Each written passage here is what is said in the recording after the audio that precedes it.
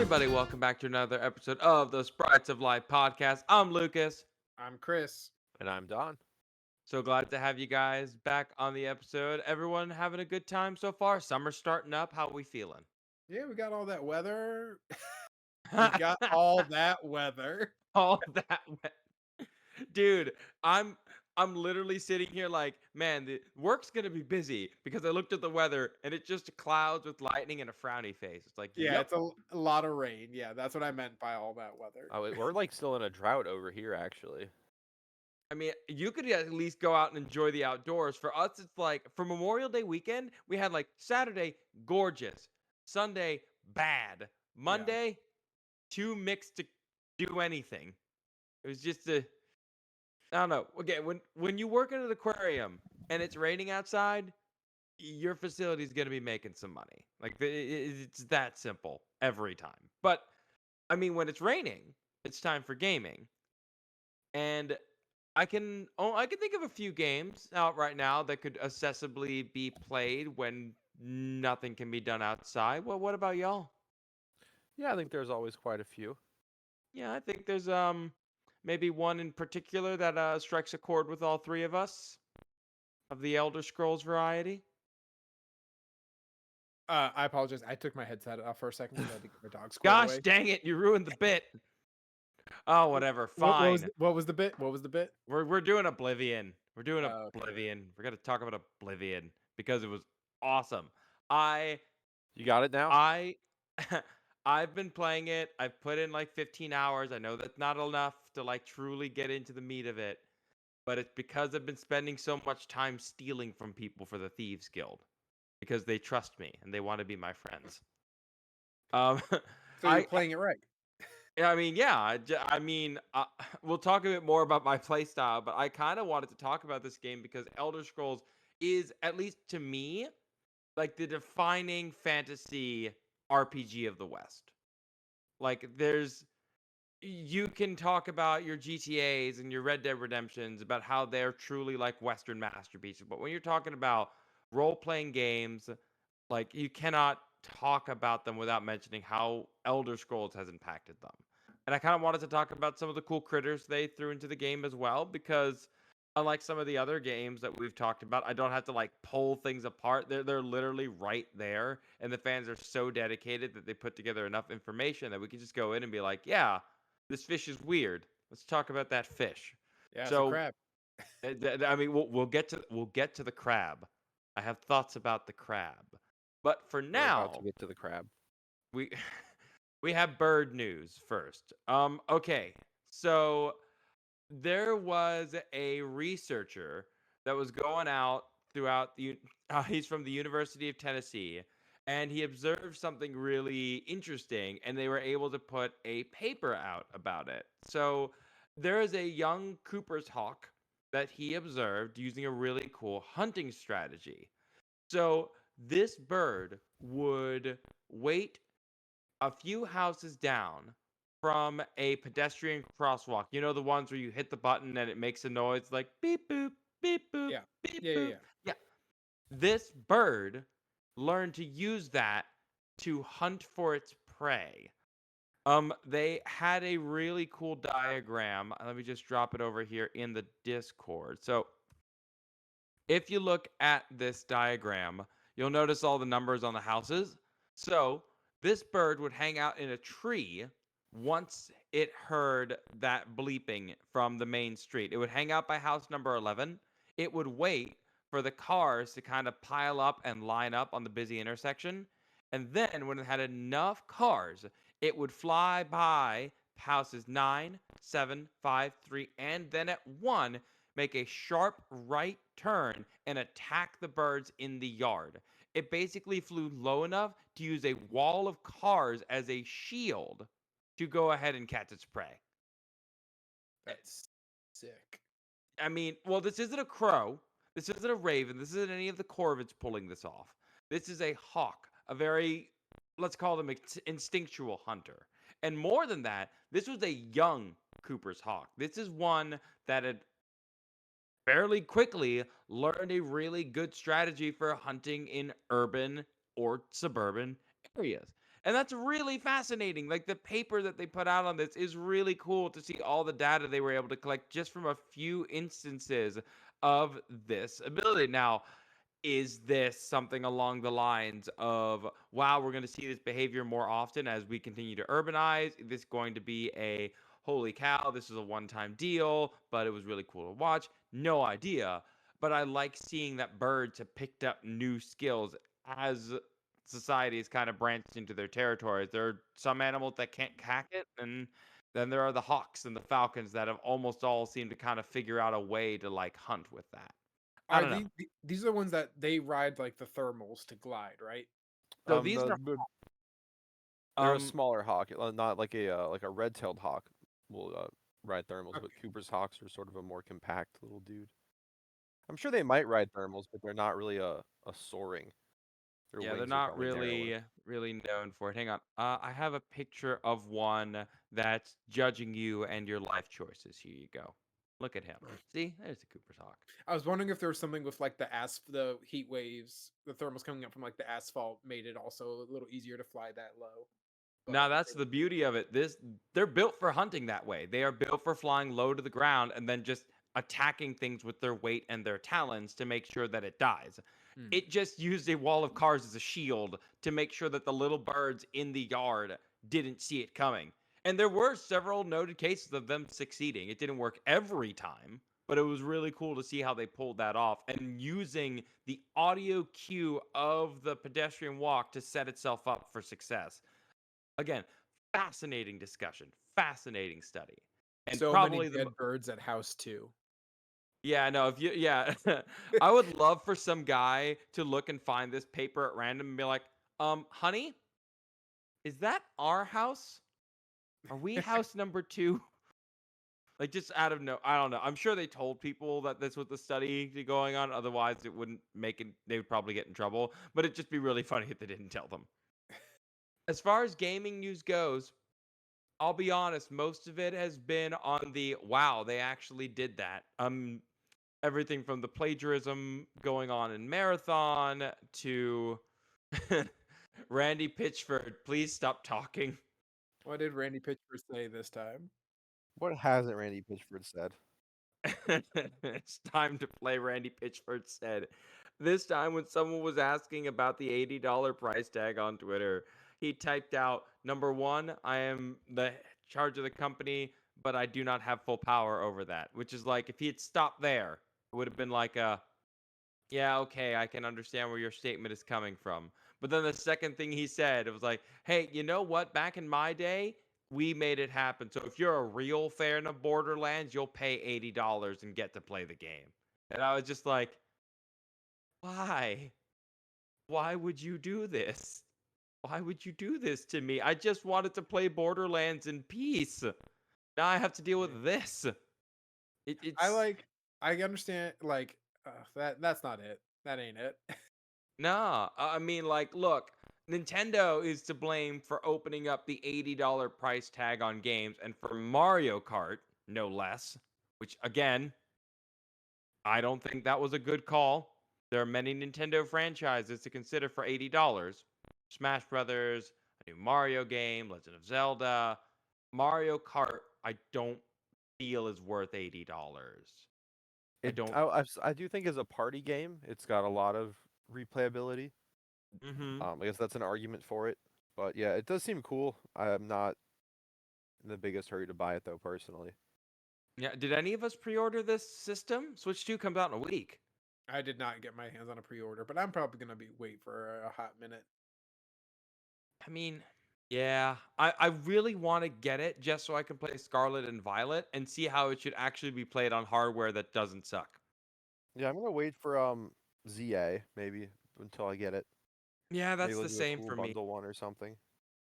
Oh, I'm sure they have a really cool bundle one, and hopefully the scalpers don't take it. But yeah, we'll see. I mean, in 2 weeks' time, we do another episode. We'll see if the Switch did anything crazy.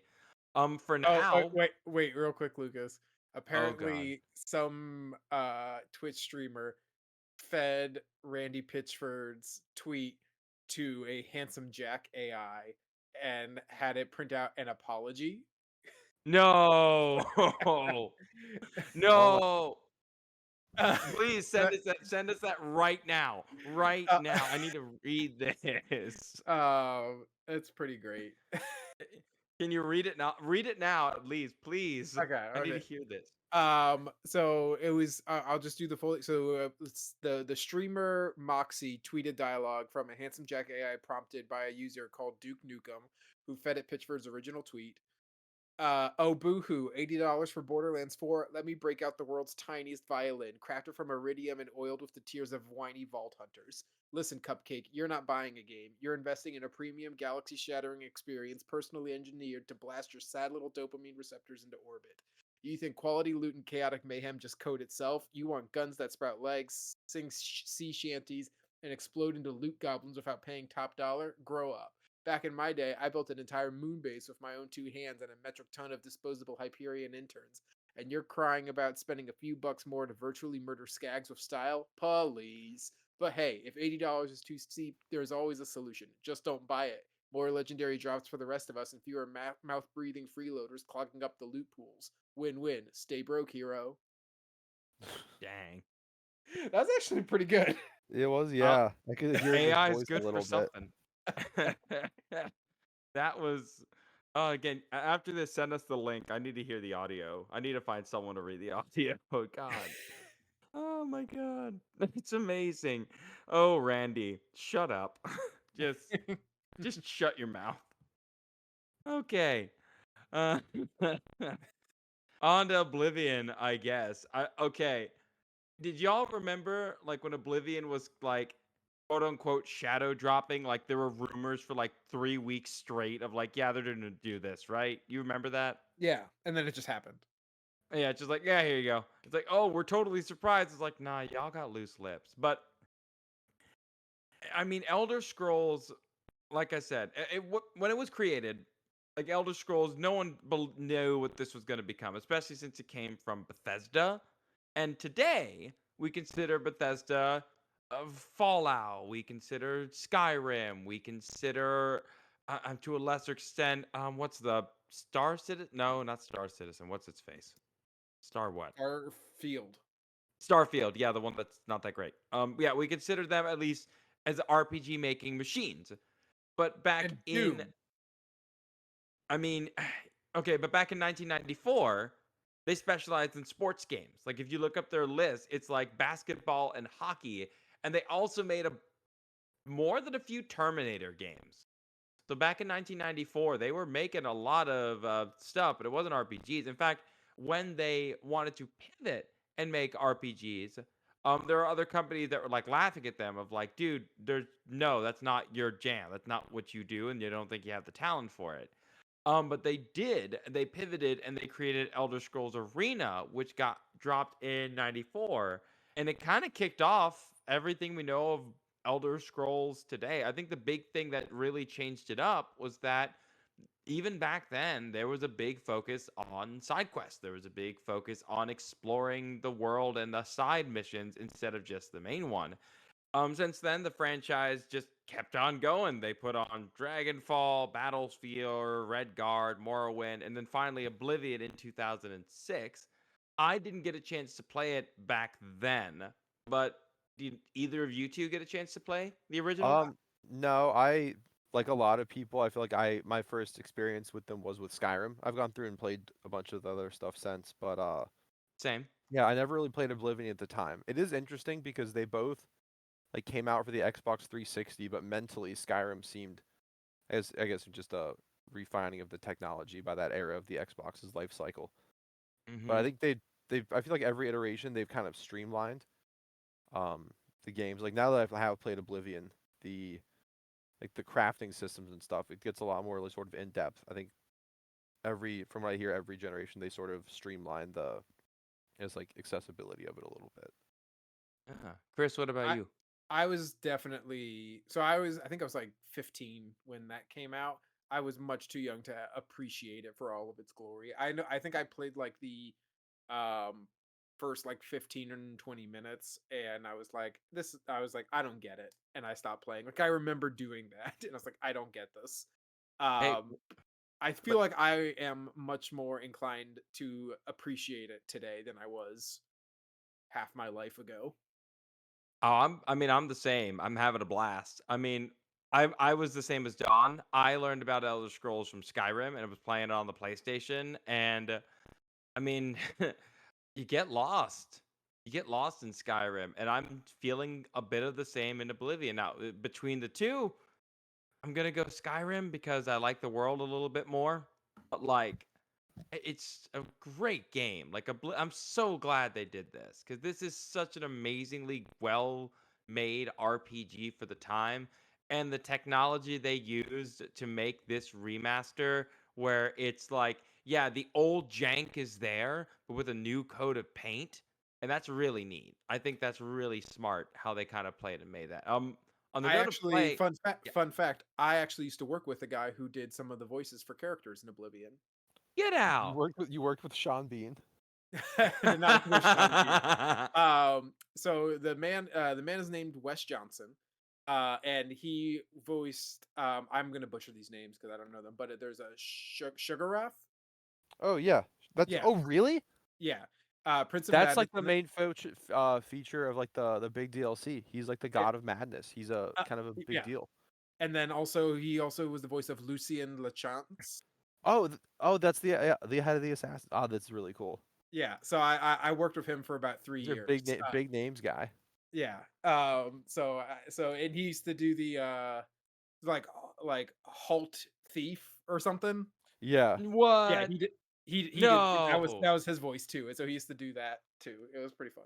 But he still goes around and does like the shows and all that kind of stuff and pops up. So he's a really good dude. Dude, you know a legend.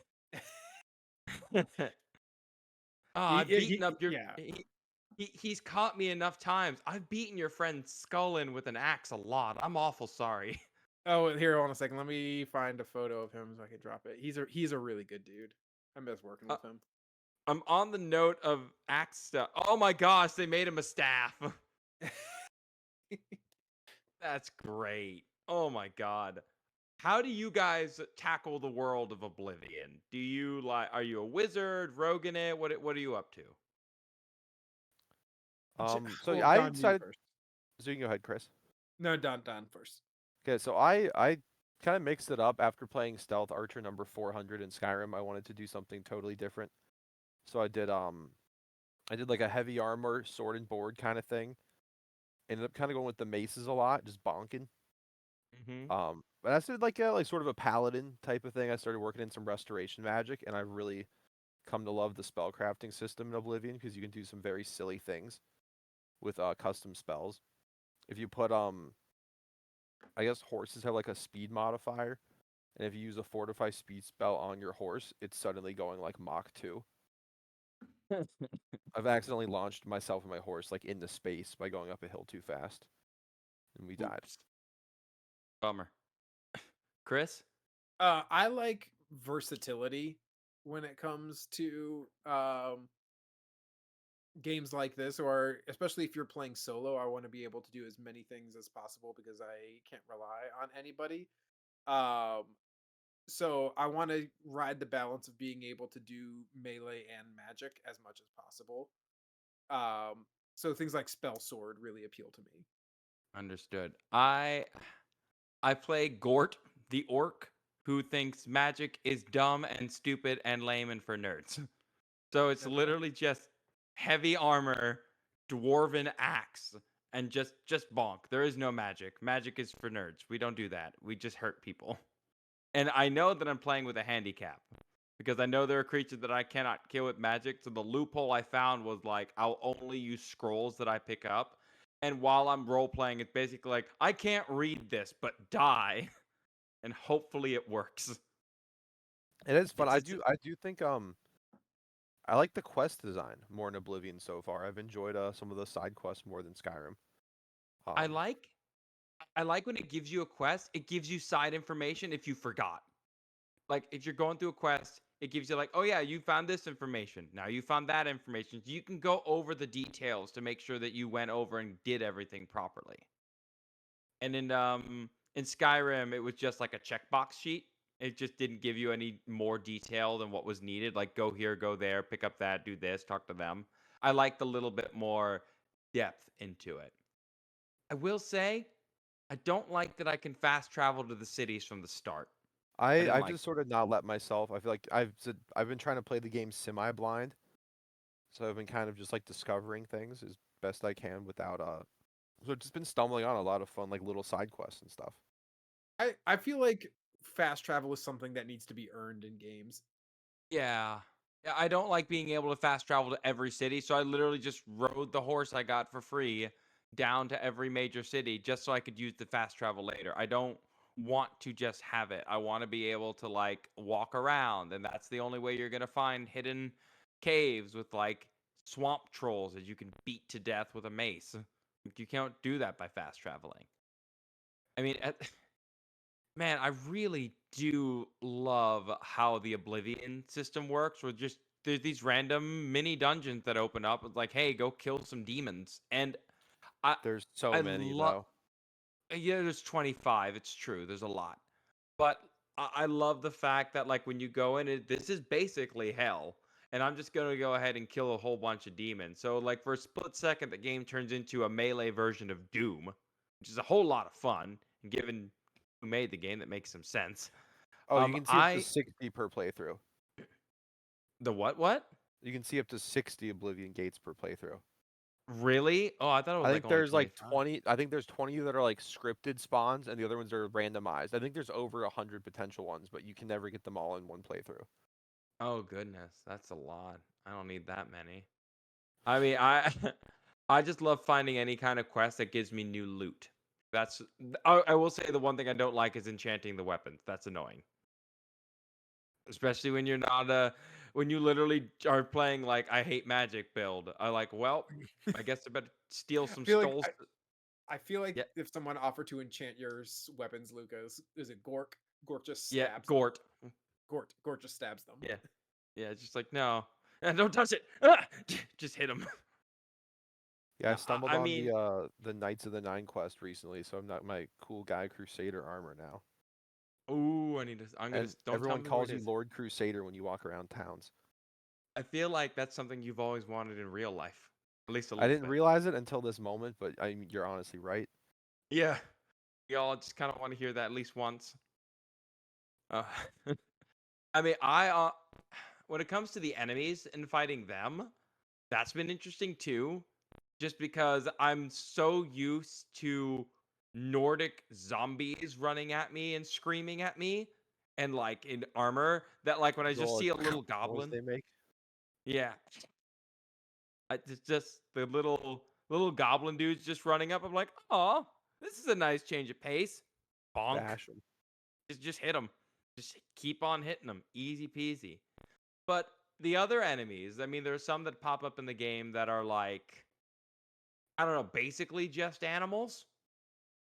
Like, I mean, don't get me wrong. There's some that are like, yeah, hi, this is literally just a straight up demon. But they did just put in straight up wolves, straight up bears, standard stuff. But there are a couple of them that I kind of wanted to focus on and talk on throughout the rest of the episode because they're just weird little dudes, and I love that they're kind of there. I think the first one though we got to talk about is the Mudcrabs. Between Skyrim and Oblivion, which Mudcrabs do you like more? I don't know. I don't know. I like the cartoonish aggro range of the Oblivion mud crabs. Mm. I feel like they will just follow you even farther than Skyrim mud crabs will. Oh God, you're right. They will chase a bit more. I don't think I've ever given them a chance to chase me because when I see them, I just kill them. Like it's just part of it. I Don, like how aggro crabs can be. I mean, in general, they are a pretty aggressive animal. Like a blue crab is predominantly known as just being overall too aggressive for its size. Um, actually, okay. How would you prepare mud crab? Like, if you got like a good mud crab, you scrape off some of the disease they spread. How would you prepare a mud crab? There's only one way: Old Bay seasoning. I was gonna reference that there's an actual mud crab. There's the giant mud crab. And they Mm. get quite large, in fact. Like how big? Like I think females can reach about 8 pounds. That's a big Oh, crab. good God. That I is put one in. that's beefy. I mean, I was gonna say wait for it to molt. Find one that's about to molt, fry it up, season up right, and make it into a sandwich. You could, yeah. How much meat I do mean, you? we know that. How much meat do you actually get off of that, Don? I don't know. I think they're Australian. I would imagine probably a good amount in the claws and the bottom. I'm not sure. Some crabs you don't really eat anything in the body Mm, or like gotcha. the claws. But he's got big legs on him. I'd imagine there'd be pretty meaty. I know people do eat them. Um, no, I mean, of it the two looks designs, delicious. I think I like the Skyrim mud crab a little more for some reason. I like that you can get a little armored mud crab in Skyrim too. Yeah. So it's weird because the mud crabs evolved differently to survive in different parts of Tamriel. The Cyrodiil mud crabs are native to the Cyrodiil region. The Morrowind ones have their own. The Skyrim ones have their own. But where the Morrowind ones and the Skyrim ones focus on stealth and camouflage, the ones in Cyrodiil are just, as we mentioned, hyper aggressive. And weirdly enough, venomous? Could they get you sick if you get pinched by them? Which I didn't know until I did research for this because again, I just stomp them. I don't let them get close enough to ever harm me. So it's crazy to me that the ones in Morrowind and Cyrodiil are just built venomous. Although I wonder if apparently maybe it's a like a uh trying to- symbiotic bacteria situation where like they're not really truly venomous, but they host a like a toxic bacteria type of thing. I mean that's certainly a possibility. And we know firsthand that like with crustaceans, if you do not cook them properly, you will get sick.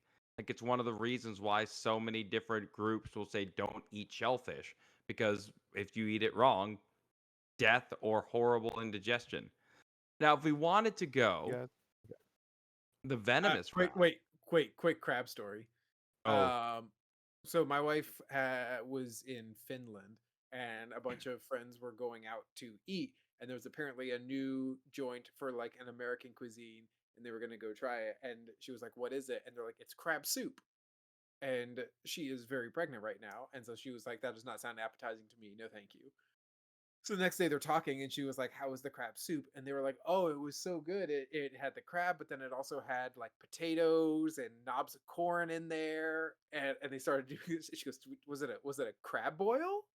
And they're like, "No, it was crab soup." And it was in fact just a boil where they boiled all the vegetables and all the stuff with it. But they were like, "Yeah, it's crab soup." like no, we don't call it that again, please. That Like, I'm from North Carolina. This is a makes boil. me on. Yeah, I don't like that. I mean, I'm just a transplant in South Carolina and I don't like that. That just seems wrong. I thought that was very funny.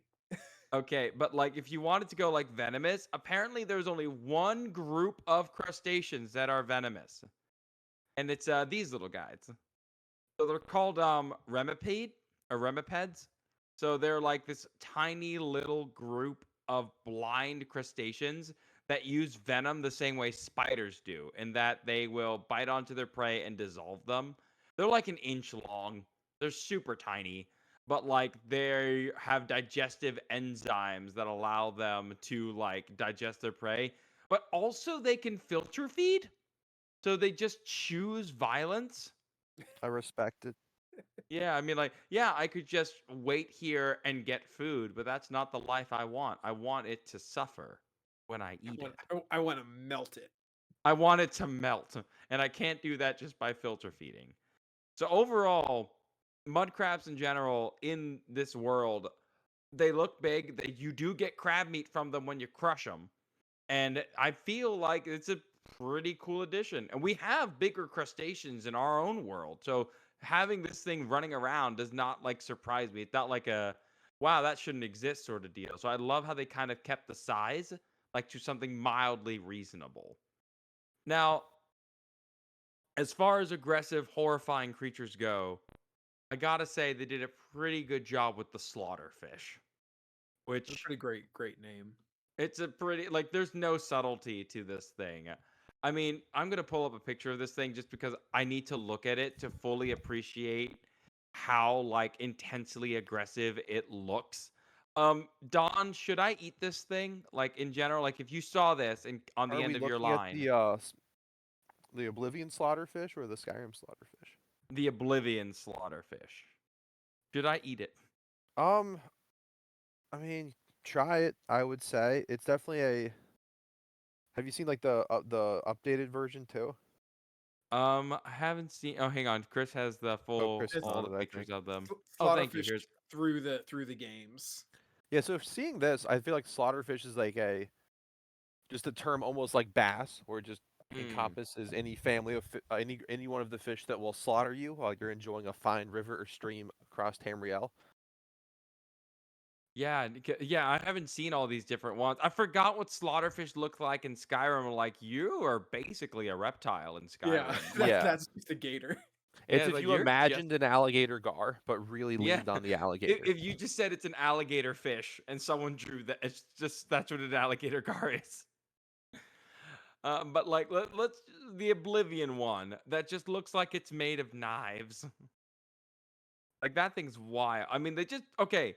So this thing has, for some reason, the tail of a filefish, like the back fins of a gar, the spines of a rockfish, and the teeth of a tigerfish. And also, it hates shallow water. It only really lives in deep water, which is very Wait, strange. you said it hate. Does it like actively hate it? You can only really find it in deeper water. It does not like being in shallow water. It won't chase you that far. Okay, so it doesn't just get mad at the water. Okay. No, it just gets. I mean, look at that face. It's mad at everything. I don't expect it to not get mad at something else. It's a very weird, ugly fish. But Yeah, I feel like they could potentially be pretty tasty. I mean, partially depends mm, on diet. It seems like it's a relatively cool area. Typically, a lot of fish from cool water are can be pretty tasty. I do wonder about their diet and how it translates to their flavor. And I know there's like saltwater and fresh. Like it seems like they can survive fine in both water systems as well. And we can find their eggs for like alchemy ingredients, I think, in both water systems. So that's a pretty unique fish there that they can survive in salt and fresh. do we use the eggs for poisons or potions? Yes. Oh boy. Okay, so there's a dosage requirement. Oh no, it resists poison, fortifies pickpockets, lingering damage health, or purifies stamina. That what they serve? Like you go to the thieves guild, like dining hall or whatever. Like they just have a little meal. Like eat up, y'all. Have some slaughterfish. We're going out after this. Like that's One crazy. interesting thing with the slaughterfish eggs though being an ingredient that's not all for poisons is you mentioned how they have share some similarities with gar, and gar Hmm. are have toxic roe. They So do. they, so they would. And eh, like Gar are weird in general, just because everything about them, from their like eggs to their adulthood, is like, please don't eat me for your own sake. Like you're right. They have poison row. Don't eat me. This is a threat. Yeah, this is yeah. You don't do it. Then when they grow up, when they hatch, they're able to like sucker onto algae and like hide. And then if they grow older, they have placoid scales, which make sure that they are everything gonna basically leave them alone. What I love about the design is that with the fins like a gar, this thing is also can position itself as an ambush predator, but like it's just so ugly that it's not going to hide from anything. It's so hideous. Like anything can see this thing coming a mile away. I don't know. It's The finnage and stuff makes me almost think it could, if the rivers of Cyrodiil had more assets to spend on having plants in them, I could see it doing sort of an ambush in the vegetation type of thing, like the filaments and all that kind of break up the silhouette. you mean like a pike almost? Kind of, it has the body shape, but then the extra longer fins like that kind of break up its profile. So like quick burst of speed out of like vegetation, I feel like could be pretty viable for it. I mean, it does remind me a lot of like a tigerfish, just from like the sheer over aggressiveness of its look. Hmm. But yeah, otherwise, it really does remind me a lot of a gar. Just a weird, weird creature. Um, as we kind of move away from more of like the animal weird creatures, the Will-O-Wisps, I don't know what they are. So I just imagine them as fireflies who were trained as wizards. So you mean in the game or just in real life or in like our world? In the game, a Okay. Will-O-Wisp is just like this cloud of glowing pain that Yeah. attacks you, goes invisible, and you can't hit it with a stick. So I get really upset. Well, so like Will-O-Wisps in our world's folklore are just like flickering lights seen over bogs and marshes and swamps, that we attached meaning to over, centuries of folklore. But they're generally like, I don't think that they actively attack, but they are more like mischievous I think a lot of it's little, like leading you off the path type of yeah, like ne'er stuff. do wells leading you into trouble. Yeah, but for the Will-O-Wisp, these aren't like ones that you find off the path. They're usually found in areas with high magical residence. Like they're found near like worship sites and very specific locations. And it's interesting because you can take a following where if you can use them to help restore MP if need be. So they are magical creatures. But I like the idea of like almost magical fireflies in that they are lighting up to like show aggression. They attack and then they all shut off the lights, and that way they're not able to catch you. You can't catch them. They can't be seen. I don't know. They're small and interesting, so I felt like bring them up because I don't know enough about like the Will-O-Wisp lore. I just know enough that fireflies are really pretty, and having them attack you and wearing little wizard hats while they do it, I find that kind of adorable. Well, there But are. Sorry, go ahead, Chris. No, you go ahead, Don. Sorry. Well, there are predatory fireflies that predate on other fireflies, and they'll change their flashing patterns to mimic, like the males of a different species, and then they get them. Because every firefly species has a unique pattern. So this could be a really big firefly or a swarm of them that uses the pattern to say lure in. I would imagine if you were the average citizen of Oblivion and you're going down the road at night past some ruins and you see, it's going to be a late evening. There's wolves and such about. You see the lights, you think it's a campfire, and then you get zapped by the magic fireflies. that would be a pretty good hunting strategy. I mean, then they just devour you pretty simply, and there's usually several different swarms of them. I thought it was pretty cool. Someone mentioned like in the game how you detect them is like even when they're invisible, if you just go over water or like a puddle, like they'll still leave ripples where they're flying over, and that's one way you can find them. And I thought that was a really neat trick. Don't know how it would work with actual fireflies, but when it comes to just how versatile these creatures are, isn't it only the males that flash? Like the females don't need to, right? The females will be stationary on the ground and signal to the males. Like what people call a Yes, thank you. glowworm is not always a glowworm. It's sometimes a female firefly. Gotcha. And the males are the ones who'll actually fly around and do stuff. The females will just try and get their attention. Yeah, they'll Right. signal to them when they like the males flashing. And that's the Cool. predatory firefly, if I remember right. I think it's specifically the females are predatory. Yeah, that's awesome. All right. Well, So and real quick, like Will-O-Wisps, I think what with the current scientific thinking for the like that phenomena is that in bogs, swamps, marshes, those kinds of areas, it's the oxidization of chemicals that are coming off of the environment. So like phosphine, I think, or I think there's also diphosphane in the air that causes the chemical reaction for like a faint flickering of the air. look, all I know about Will-O-Wisp is what Pokemon taught me. It burns. Not all the Burn. time, but most of the time. 85% of the time, it works every time. So there were only two quote unquote demons that I wanted to talk about on this one, just because they're too animal like not to. Um, we got to talk about the little dinosaurs running around. Like I went in blind, so I was like, "What the heck is that?" As I clubbed it to death, and They're then I so had to skinny go. for such big heads. Okay, hear me out. This creature is not as weird as you would think. Okay. They're really not. No. All right. So first off, if you look at it, it looks like something that should be coming out of the new Jurassic World movie. Like that. Call me crazy, but that movie looks like they just completely gave up. Like, fine, flying raptors. I don't even care anymore. So, good luck to them. But like these little dudes, The Morrowind it ones are very silly. yeah. Look at he's so skinny. He's just a skinny little guy. He's not trying to hurt anyone. He's just out to take care of himself. Just a skinny little guy. So they basically tried to combine two different dinosaurs to make this thing. So they slapped a ceratopsian head on a dromaeosaur's body. So the dromaeosaurs are things like the raptors that you're familiar with like the Utah Raptor, Jurassic Park, and ceratopsians are the group where the Triceratops is from. Now, at their size, like when you think of a Triceratops, like you think Big. about the one, yeah, it's big. They run around on four legs. They're charging at stuff. The ceratopsians were a very diverse group of reptiles. Like they had a lot of different body plans that you would expect. One of them, if I can see if I can find him, the Microceratus is really cool because they look like this, according to the artist rendition. They were really cute. And they were tiny. Like they were even smaller than the ones that we see in the game. I did find this diagram. So yeah, Chris, tell me, do you think this would be a good pet to have around the house, you think?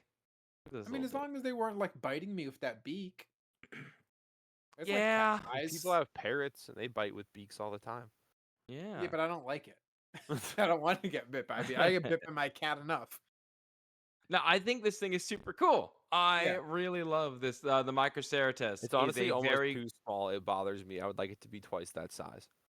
Well, there are like ceratopsians that are bigger. Like that's what I'm trying to say. Like there are ceratopsians that were large enough that they could basically take up an entire living room.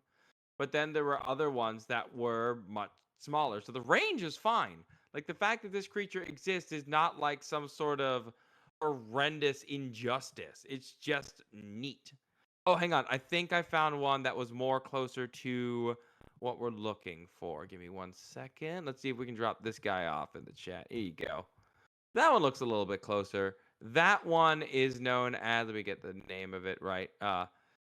Saracenops, which means cherry face, apparently. I'm trying to see how big this thing was. Oh boy. Okay, so um, a total body length of 8 feet and a body mass of 386 pounds. Yay. So a little bit 8 feet bigger. is too big. That's too big. No, okay, fine. We'll work on a middle ground at some point. But Yeah, okay, there's what do got you to be a think? middle ground here. Yeah, there's got to be something. All right, what do you think they eat? What do you think they all eat? I would imagine plants. Yeah. Yeah, they're all herbivorous. Everything we found is very similar like a turtle in that they use their beak to mostly feed on vegetation. But then you look at that horrid little demon, and it has teeth and sharp claws. So I don't. So it's almost like they took the dinosaur and like, man, being chased by a little dinosaur, not scary enough. Let's go ahead and give it some claws. Like I kid you not, they probably like rewatched Jurassic Park before putting this thing together What because if it we just really is haunting. put some claws on that thing? Put that claws on that thing. Honestly, the claws are scary, but we do have prehistoric creatures that had large claws on smaller hands. Like we've done this before. It's the teeth on the beak that I can't stand. Like it's the teeth. It's like giving a frog teeth. There's no reason for it. It was scary enough as it is. I don't want it. Like a snapping turtle does not need teeth to be horrifying to me. Give it claws, sure, let it run around, fine, but stop putting teeth on a perfectly adequate beak. That Do they being have said, Clannfear have venom or anything? Maybe the teeth, the secondary teeth, are to like grip for a bit before it takes a big chunk. I feel like the beak would already be there for that. If it has like the razor sharp like edge to this thing, I mean it's bipedal, so it needs some. It wouldn't need like to work that hard for it. I don't know. I will say I had not seen what the Elder Scroll design looked like until today, and so I'm like, oh, so they just made it a raptor, is what I'm seeing. Like they just like no, just pure raptor, which I mean is a choice, not my choice, but you know, to each their own. Oh, so Um, I forgot. Yeah, Clannfear claws are used as an ingredient in paralysis potions. So potentially, maybe those little side teeth are like a fang type of thing, and the main beak is for feeding. Oh, now there's an idea. So, oh god, it's paralyzing too. I mean, granted, this thing came from what is effectively hell. So if someone is going to come up with, hey, let's make it venomous and have it stun its prey, I can work with that. That makes sense that they would come up with it. But from like an animal, could this exist in our world? Absolutely. Like 100%. This is one of those weird little dudes where I'm like, yeah, if someone just had this thing running at you in Jurassic Park or something, the paleontologist would be like, I've never heard of it before, but I could see it happening. That does lead me to our final monster. My favorite monster, the Daedroths, are by far the weirdest dudes. I I love that it's just like I was watching the trailer and I was like, is that an alligator? I didn't know these things even existed like in the games. Like that's crazy that you just have a giant fire breathing crocodile running around. Like Isn't it basically King K. Rule? Yes, you're right. We need to you're give it a not little you're hat. not wrong. I need to give it a little hat and like a I'm sure cannon. someone's got a mod out there already. I'm gonna look and see. Okay. So okay, so as far as the lore goes, whereas the Clannfears are like they'll work for whoever, the Daedroths actually work for the Lord of Schemes, Molag Bal. I'm gonna pronounce that again. I screwed that up. Molag Bal, and are on the list because I just like crocodiles. That's it. They do have an overbite instead of crocodiles. So go Florida, go team, yay us. But aside from that, like they literally breathe fire, which granted, it's a fantasy game. I find that's overkill. I mean, if you just have a giant alligator running at you, I feel like, I mean, do you need a fireball at that point? What do you lose by making it breathe fire? Nothing. I don't know. I feel like it's just a giant muscular gator man, and I want the pleasure of knowing that it's trying to gut me instead of just roast me. It's not when you see an alligator in a fantasy setting, do you expect it to roast you alive? No, and that's what makes it dangerous. Okay, you're just like the element of surprise, like, oh, okay, it's a gator, da da da da, and it spits fire at you, and then you die. Yeah.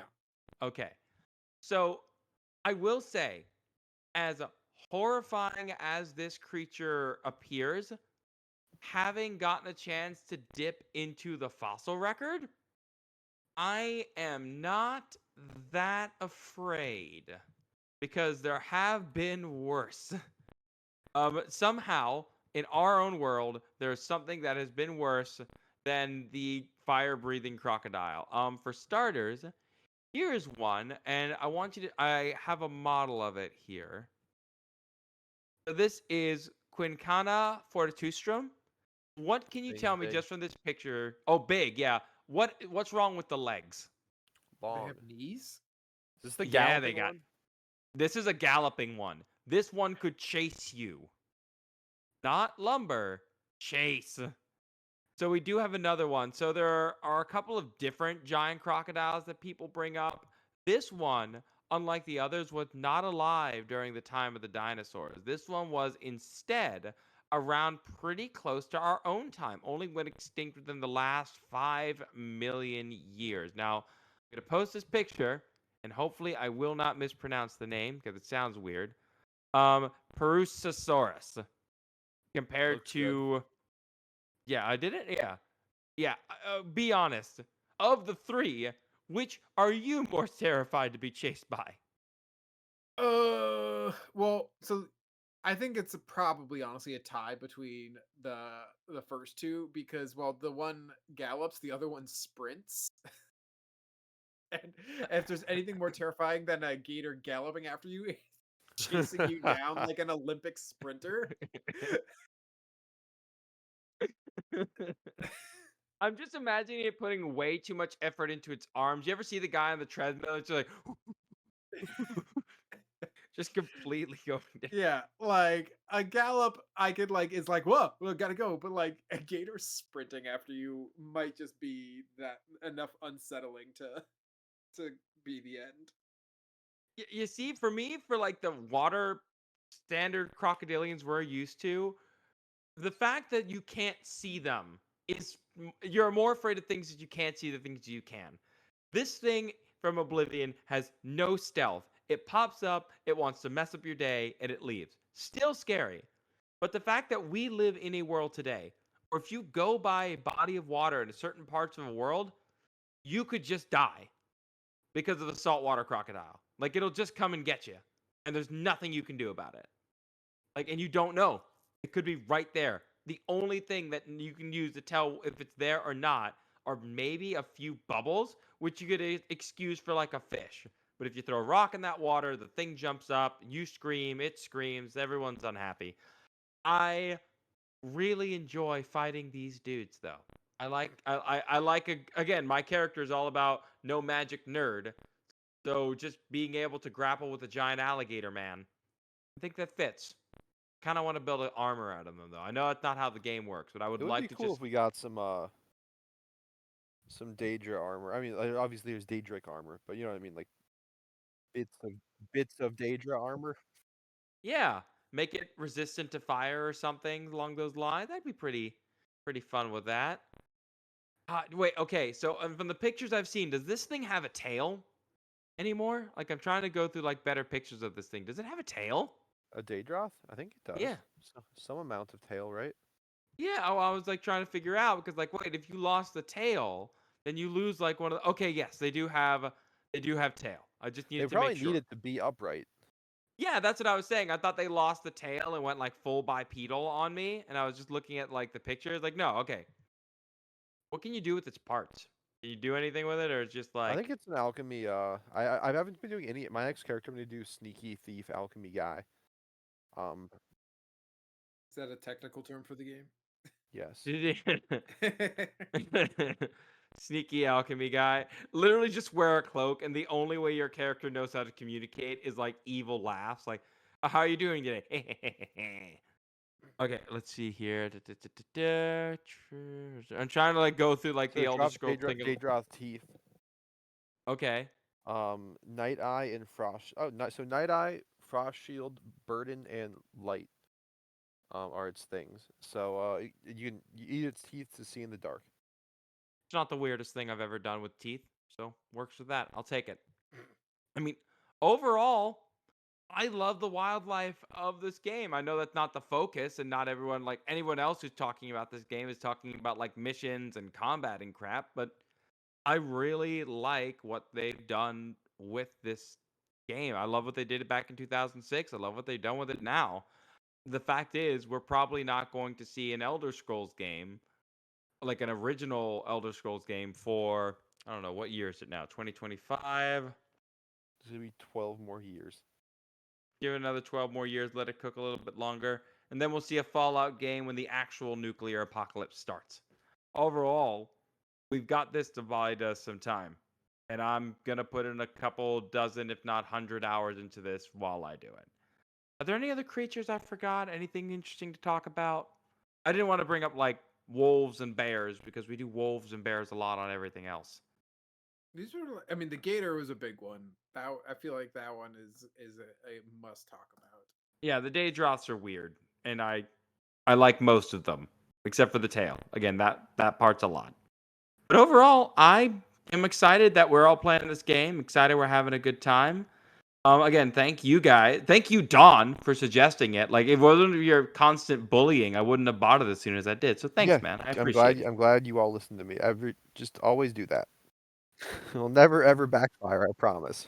On that questionable advice, please, everyone, have a lovely rest of your day. Enjoy your time. We enjoyed your time listening with us.